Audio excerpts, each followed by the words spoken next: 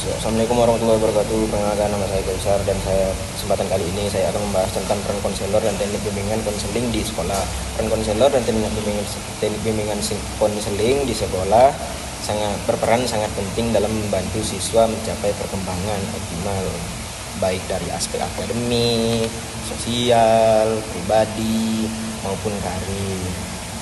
Nah, kemudian konselor ini bertugas sebagai pembimbing, pendengar yang baik, pengarah sekaligus fasilitator yang membantu siswa memahami diri sendiri dan menyelesaikan masalah yang mereka hadapi. Dalam lingkungan sekolah, konselor juga berperan dalam menciptakan suasana yang kondusif, memberikan layanan pencegahan atau preventif, pengembangan atau developmental, dan intervensi atau kuratif, serta bekerja sama dengan guru dan orang tua demi kebaikan siswa. Untuk menjalankan perannya secara efektif, konselor menggunakan berbagai teknik bimbingan dan konseling, antara lain yaitu wawancara konseling atau konseling interview. Teknik ini digunakan untuk memahami masalah siswa secara lebih mendalam melalui percakapan tatap muka yang bersifat rahasia dan empatik. Observasi konselor. Nah, kemudian kita masuk ke observasinya. Observasi konselor mengamati perilaku siswa di kelas, di lingkungan sekolah, atau dalam interaksi sosial. Gunanya untuk mendeteksi masalah atau potensi yang diperlukan untuk mengembangkan.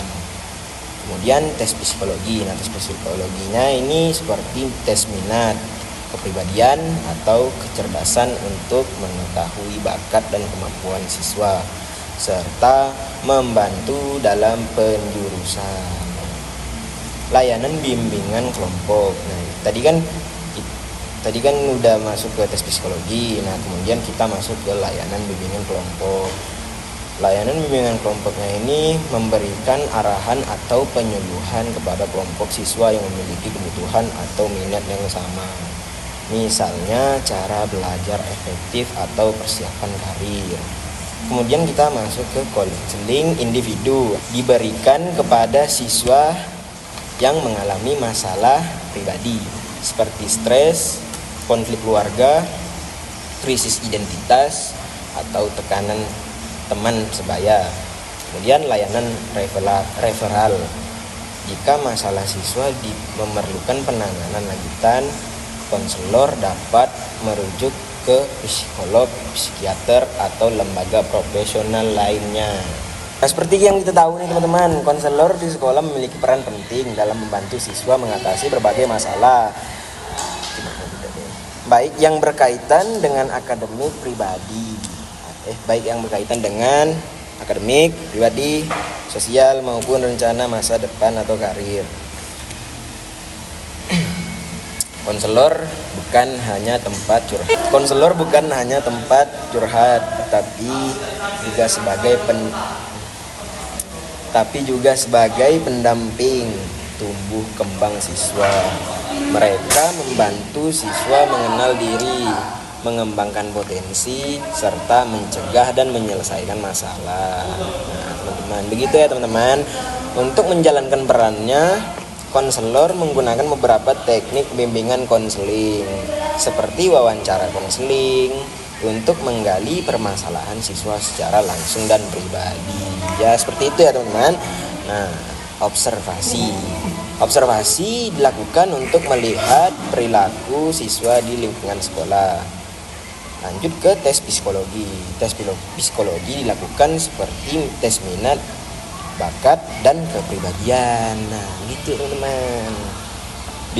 Kemudian bimbingan kelompok dilakukan biasanya untuk masalah umum seperti cara belajar atau hubungan sosial.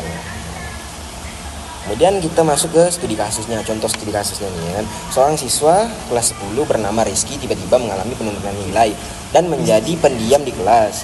Guru mata pelajaran melihat perubahan ini dan menyarankan Rizky untuk bertemu dengan konselor di sekolah. Setelah dilakukan wawancara, konseling, dan observasi, diketahui bahwa Rizky sedang mengalami tekanan karena orang tuanya bercerai. Ia merasa tidak bersemangat belajar dan sulit fokus di rumah. Konselor lalu melakukan bimbingan individu secara berkala, memberikan ruang bagi Rizky untuk mengekspresikan perasaannya. Konselor juga membimbing Rizky dengan pendekatan emosional dan spiritual, serta mengajak kerja sama dengan guru wali kelas untuk memberikan perhatian khusus. Akhirnya kondisi Rizky membaik secara perlahan nih teman-teman. Semangat belajarnya kembali dan ia mulai membuka diri kepada teman-temannya. Kesimpulannya yaitu kasus Rizky ini menunjukkan betapa pentingnya peran konselor dalam mendeteksi dan menangani masalah siswa sejak dini. Menggunakan teknik yang tepat, dengan begitu siswa tidak hanya berhasil secara akademik, tapi juga sehat secara mental dan sosial, teman-teman.